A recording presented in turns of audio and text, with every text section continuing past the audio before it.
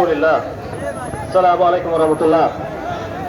5ই আগস্টের গণ অভ্যুত্থানের পর বাংলাদেশের মানুষের আশা ছিল দেশ বিরোধী চুক্তিগুলো বাতিল হবে, গোপন বাণিজ্য চুক্তি প্রকাশ করা হবে, জঙ্গিবাদ বিরোধী নাটক বন্ধ হবে, বিদেশি শক্তির দাবেদারি বন্ধ হবে। কিন্তু আমরা কি দেখলাম? আমরা দেখলাম আমেরিকার সাথে গোপন চুক্তি হচ্ছে। আমরা দেখলাম জাতিসংঘের মানবাধিকার পরিষদের কার্যালয়ে চালু করা হচ্ছে। আমরা দেখলাম জঙ্গিবাদের নাটক শুরু করা হচ্ছে। আমরা দেখলাম ভারতের গোলামি শেষে এখন আমেরিকার গোলামের দিকে দেশকে নেওয়া হচ্ছে। আর আমরা যারা এটার বিরুদ্ধে কথা বললাম, আমাদের বিরুদ্ধে মিথ্যা মামলা দেওয়া হলো। এটা কেন হচ্ছে? আপনারা এই যে মানবাধিকার কমিশন, এই মানবাধিকার কমিশন পৃথিবীর 18টা দেশে আছে। অর্ধেক দেশে গৃহযুদ্ধ, অর্ধেক দেশে অরাজকতা। আমাদের প্রশ্ন, বাংলাদেশে কি কোনো গৃহযুদ্ধ চলতেছে? তাহলে বাংলাদেশে কেন এই মানবাধিকার কমিশন? জাতিসংঘ মানবাধিকার নিয়ে কনসার্ন অনেক।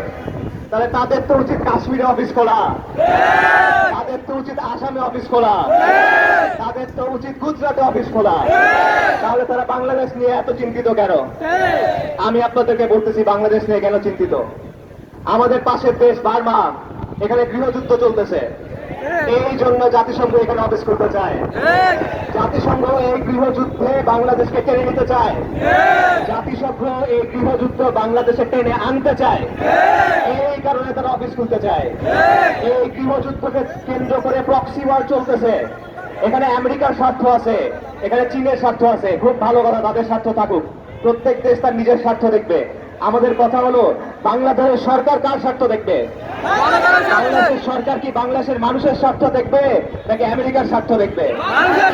আমাদের প্রশ্ন হলো এটা যে বাংলাদেশের সরকারগুলো কেন একবার দিল্লির দিকে সাজদা করে, আরেকবার হোয়াইট হাউসের দিকে সাজদা করে? এই জাতিসংঘের মানবাধিকার কমিশন যদি চালু হয়, আপনারা জানেন বাংলাদেশের পার্বত্য চট্টগ্রামে বিচ্ছিন্নতাবাদী আন্দোলন আছে, যাদেরকে বিদেশি শক্তি সহায়তা করে, যাদেরকে পশ্চিমা শক্তি সহায়তা করে। এই অফিস খোলার পর পার্বত্য চট্টগ্রামে কি হবে? এই দায় কার? এই দায় ইন্টারিম সরকারের। আপনারা জানেন এই মানবাধিকার কমিশন এলজিবিটি এজেন্ডা প্রচার করে, তারা বিকৃত যৌনতাকে অধিকার বলে প্রচার করে। তাদের যে জাহিলিয়াত, এটা তারা পুরো বিশ্বের উপর চাপায় দিতে চায়। তারা শিশুদের মধ্যে, তাদের ঘোষিত কথা, তারা শিশুদের মধ্যে সমকামিতার প্রসার চায়। তারা মিডিয়ার মাধ্যমে সমকামিতার নর্মালাইজেশন চায়। এটা আমাদের দিন বিরোধী, আমাদের আকিরা বিরোধী, আমাদের তেহজিব বিরোধী, আমাদের প্রবর্তন বিরোধী।